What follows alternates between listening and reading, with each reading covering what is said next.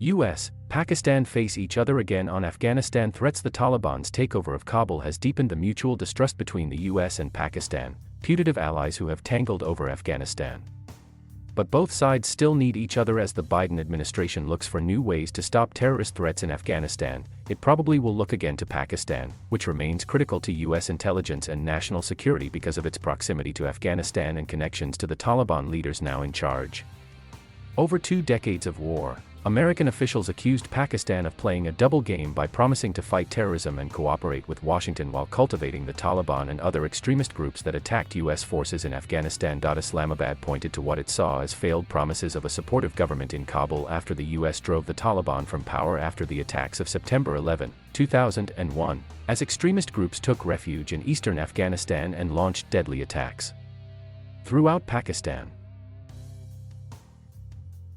But the US wants Pakistani cooperation in counter-terrorism efforts and could seek permission to fly surveillance flights into Afghanistan or other intelligence cooperation. Pakistan wants US military aid and good relations with Washington, even as its leaders openly celebrate the Taliban's rise to power. Over the last 20 years, Pakistan has been vital for various logistics purposes for the US military. What's really been troubling is that, unfortunately, there hasn't been a lot of trust, said U.S. Representative Raja Krishnamurthy, an Illinois Democrat who is on the House Intelligence Committee. I think the question is whether we can get over that history to arrive at a new understanding. Pakistan's Prime Minister, in remarks Friday to the UN General Assembly, made clear there is a long way to go. Imran Khan tried to portray his country as the victim of American ungratefulness for its assistance in Afghanistan over the years. Instead of a mere word of appreciation, Pakistan has received blame, Khan said. Former diplomats and intelligence officers from both countries say the possibilities for cooperation are severely limited by the events of the past 2 decades and Pakistan's enduring competition with India. The previous Afghan government, which was strongly backed by India, routinely accused Pakistan of harboring the Taliban.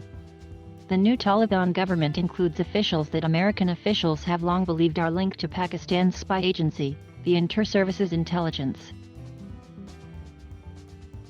Hussein Haqqani, a former Pakistani ambassador to the United States, said he understood the temptation of officials in both countries to try and take advantage of the situation and find common ground. But Haqqani said he expected Pakistan to give all possible cooperation to the Taliban. This has been a moment Pakistan has been waiting for 20 years, said Haqqani, now at the Hudson Institute think tank. They now feel that they have a satellite state.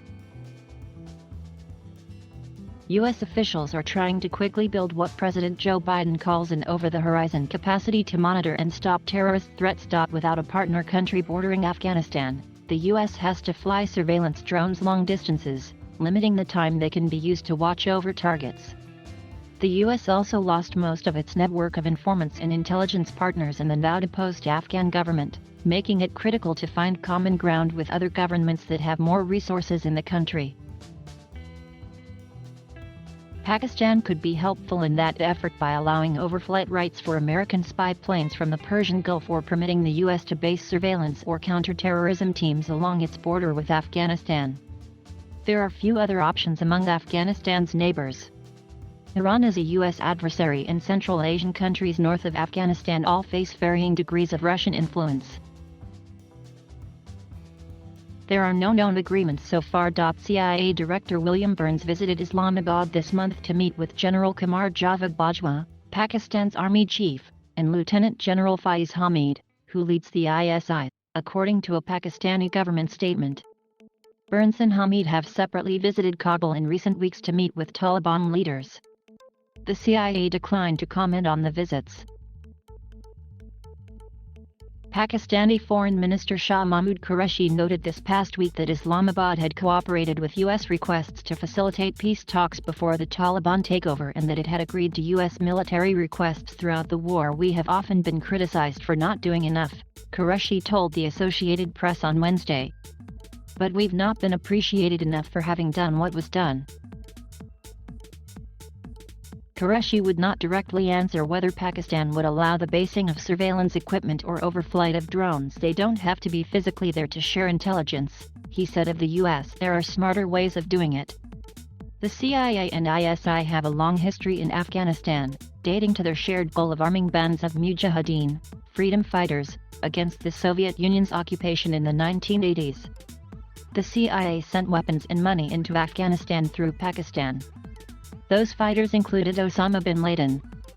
Others would become leaders of the Taliban, which emerged victorious from a civil war in 1996 and gained control of most of the country.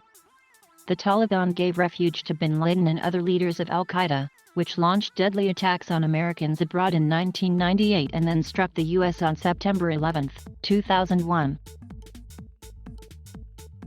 After September 11, the U.S. immediately sought Pakistan's cooperation in its fight against al-Qaeda and other terrorist groups.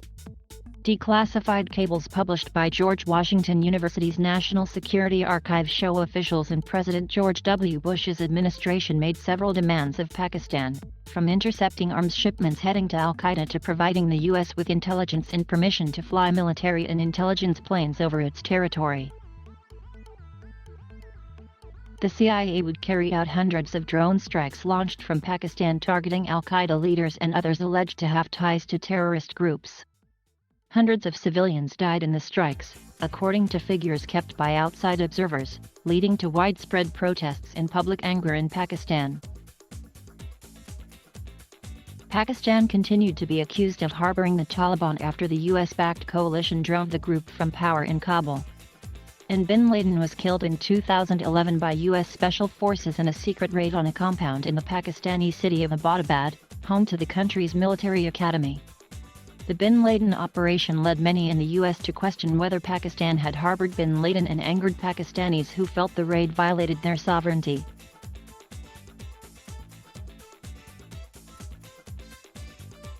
Thank you for watching.